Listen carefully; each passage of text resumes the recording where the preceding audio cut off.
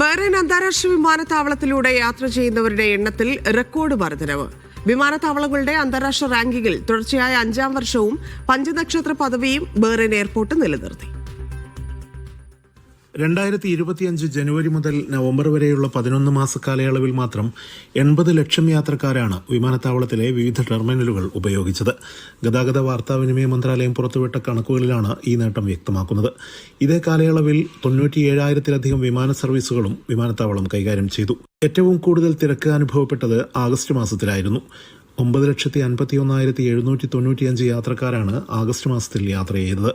ഈ മാസത്തിൽ മാത്രം 9,029 വിമാനങ്ങൾ സർവീസ് നടത്തി.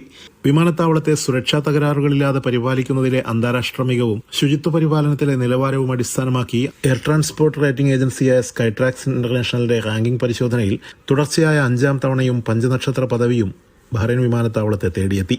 പദവി 5-ാം വർഷവും നിലനിർത്താൻ സാധിച്ചത് വിമാനത്താവളത്തിലെ മികച്ച സേവനങ്ങൾക്കും അത്യാധുനിക സൗകര്യങ്ങൾക്കും ലഭിച്ച വലിയ അംഗീകാരമാണെന്ന് എയർപോർട്ട് ഓപ്പറേറ്ററായ ബഹ്റൈൻ എയർപോർട്ട് കമ്പനി അറിയിച്ചു. Media 1 Bahrain.